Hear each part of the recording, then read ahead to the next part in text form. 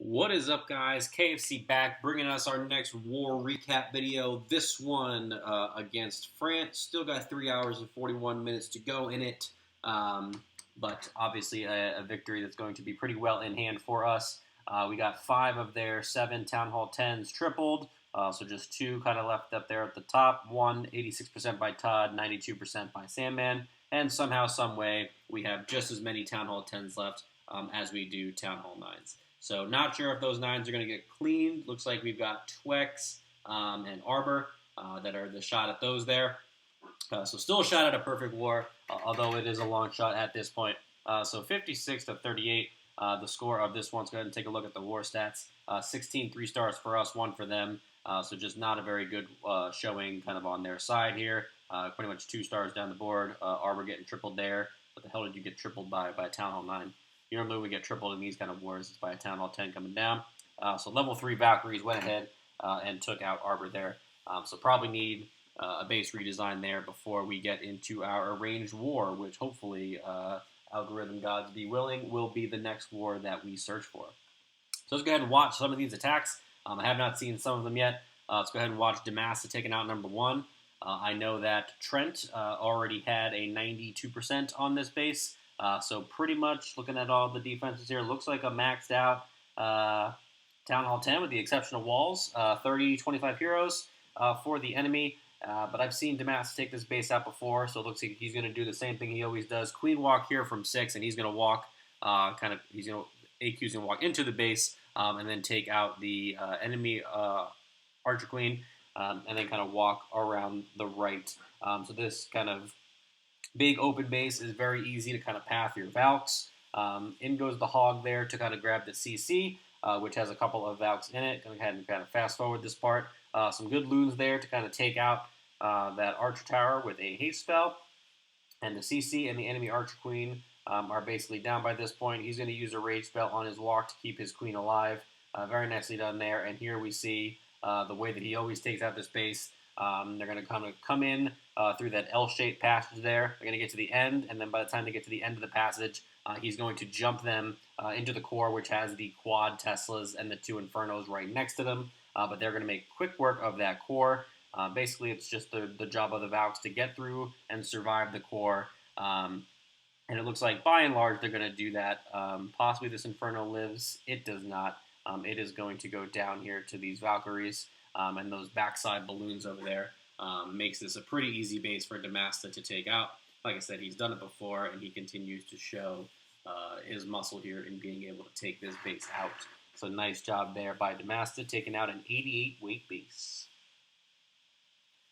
Moving on, we're going to watch Trent go ahead and get a triple here on number 2. Trent, normally a 2-star kind of guy for our clan, but is going to come in here with an AQ walk Valk attack. So very nice to see Trent kind of picking up on these 3-star strategies here. So I'm going to do a little bit of an AQ walk there up around noon. Going to take out a decent chunk of the base. I believe this might have been the base that I hit as well and got like an 87% on. And this was the walk that I did as well. Dragon and a Witch comes out of the CC. So far, pretty much a copy of what I did. Now, I'm going to pause it here since I have the ability to. What I did is I used a Golem and a few Wizards to funnel over here, and then my CC had some Valks in it to go ahead and jump and get the Queen. And basically, the Valks then came in from noon, and I jumped them right here into kind of this kind of core area here. Let's go ahead and see how he does it. He might be doing the same thing that I did, just with Valk 5, since I did get 86%. So far, it looks like a pretty carbon copy of the attack that I did. Wall breakers go in there, CC Valks go in. They're going to create a nice funnel there. And like I said, we're going to see, I believe, Valks from noon. Let's go ahead and see if that's it. Indeed. There they go. They're going to bust through the wall, and then he's going to jump them into the core there after that funnel has been created. Jump spell to let them out as well. That was also a difference from my attack, although it looks like that jump spell on the back. Oh, no, there it is. So Valks did find it. So good job there by Trent, realizing he didn't need another rage spell. Bringing that extra jump, letting him out of the core, and those level 5 Valks take out the rest of the base, no problem. Nice job there by Trent. Tripling probably an 86 or so weight to 87. Town Hall 10. Let's go ahead and watch Sunnah Jay here take out base 6. I believe this was also a base. This is a base that, for some reason, was giving us a lot of trouble. I hit this base with level 4 Valks, and then Todd came in right after me with level 5 Valks, and he healed over all the bomb spots. So it's 2 single Infernos, couple of ground Expos, Hound in the CC. There's a double set over here, and there's a double set right there, and then there's a single somewhere as well. And for some reason, we could not get out of that core, even though it's all just Town Hall 9 level defenses and some single Infernos. We were not able to kind of get out of it. So Sunnah Jay takes a little bit of a different approach than Todd and I did. He's going to Quake open the core of that base, and then he's going to do an AQ walk on the bottom, and then he's going to have his Valk come in here. Same direction that Todd and I came from. There goes one of the single bombs right there.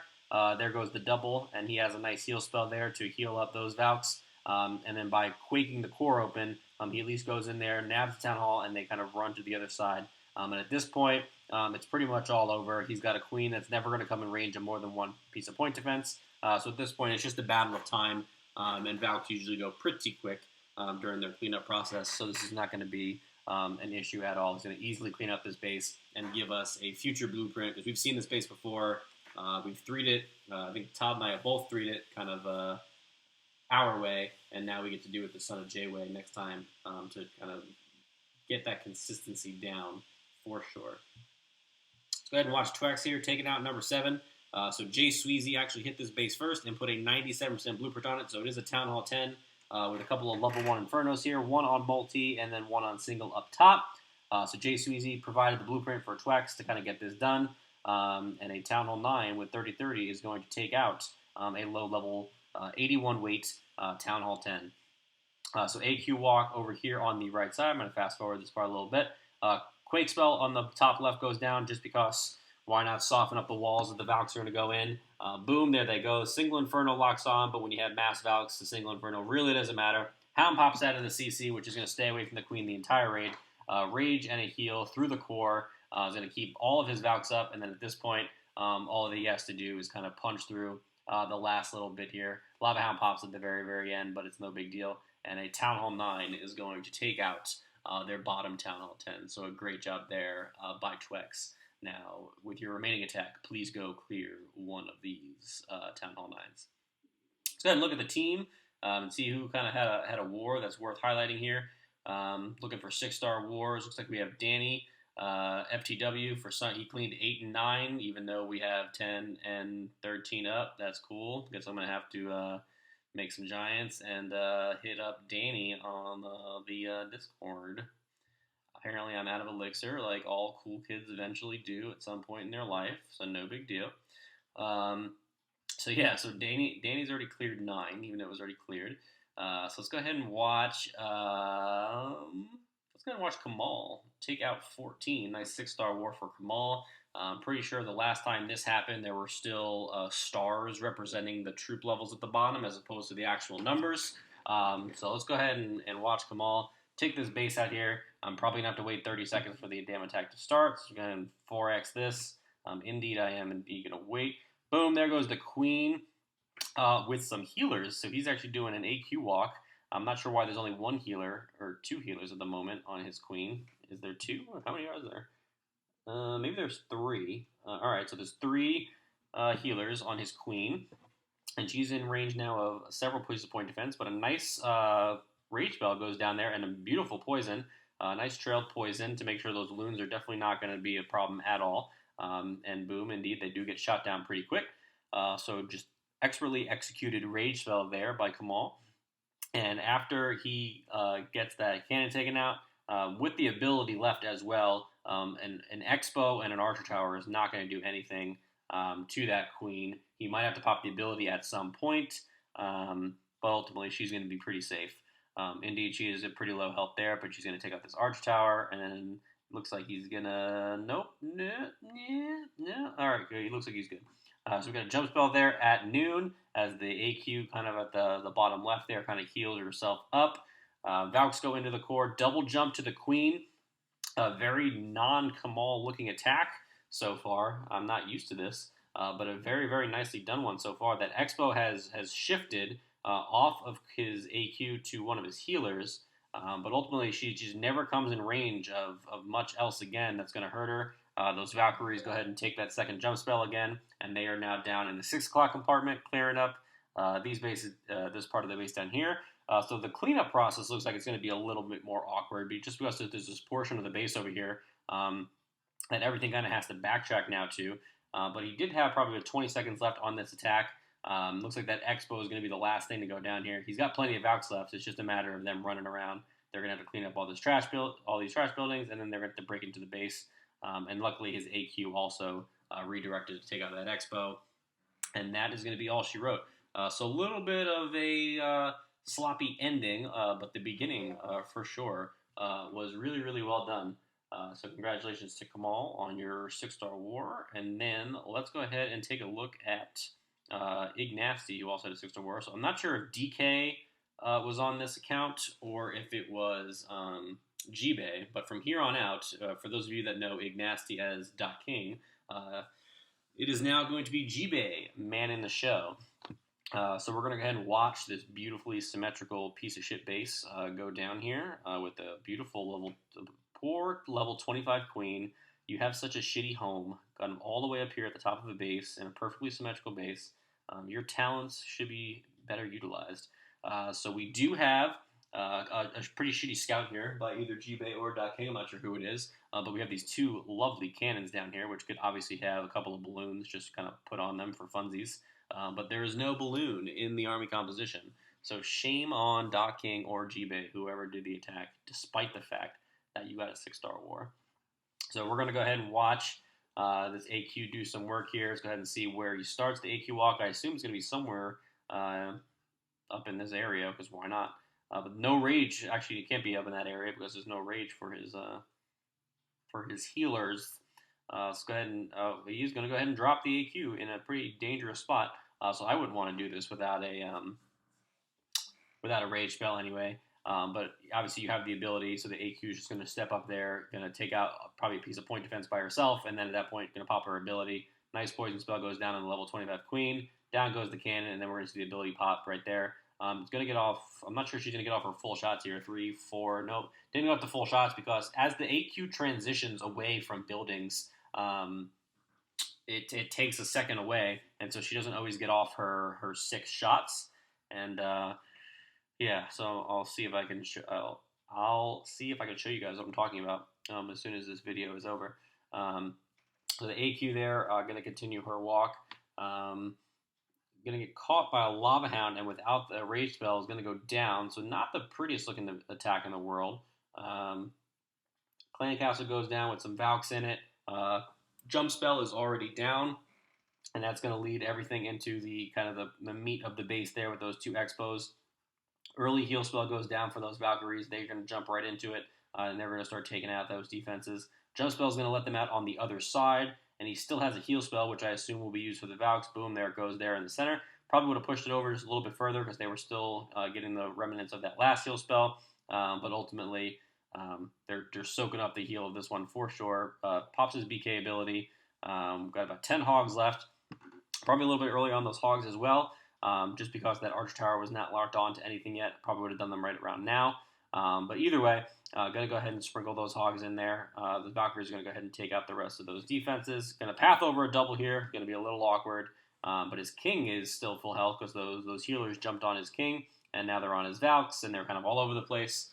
So very similar to Kamal attack. Kind of an ugly ending. Not a clean attack by any stretch. But it was interesting, and let's see if he is Team KFC with the poison. You are dead to me. Absolutely dead to me. Although it shows here that you dropped it. So you must have dropped it at like the last second. So good effort on the swag poison, but not quite. Let me go ahead and see if I can find a farming replay of me using my AQ that still has it available, just so I can show you guys what I'm talking about. Attack log, as you can see, I do not attack very well, or don't attack very much, excuse me, on this. I'm looking for like a snipe. Do I have like a snipe one? Let's go ahead and just watch like this one real quick and see if I pop my AQ ability in a respectable way here. So collector raid, Basically, the logic is that you don't want her to have travel time after you pop the ability, is you want her to get off the number of shots.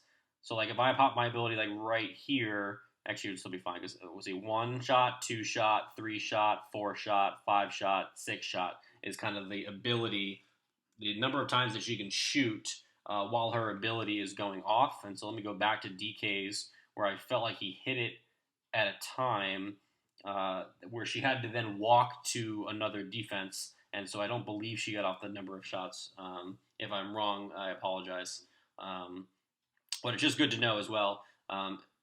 You'll see it a lot. Like as soon as your AQ starts shooting a wall, that's usually a good time to use it because obviously she's going to be stuck on that same wall. But if she's shooting a resource collector or something, you generally don't want to like pop her ability because then she shoots the collector, then she has to spin around and target something else, and that time that she takes to retarget will lose her a piece of her ability. So here it is right here, I believe is when he pops his ability. So see how she had to travel there for half a second, and he said she's going to get 2 shots off, 3, 4.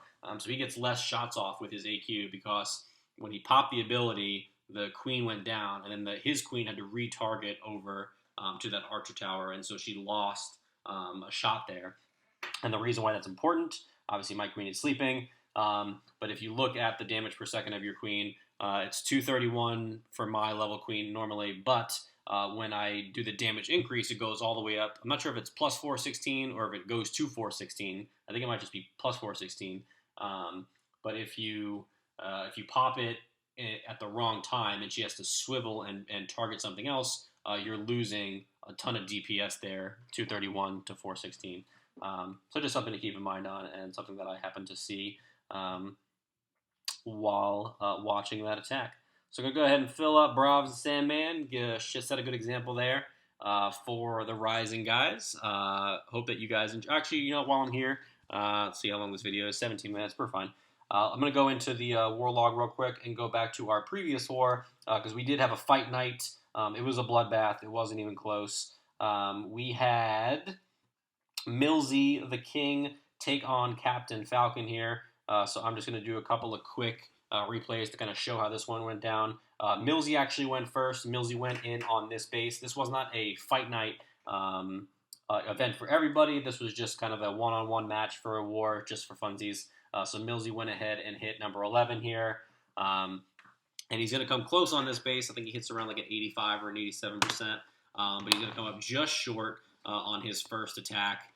Down goes his queen, unfortunately. That's never good. The healers then path over an air defense. He's trying to salvage the attack. Got some hogs coming in there from 9.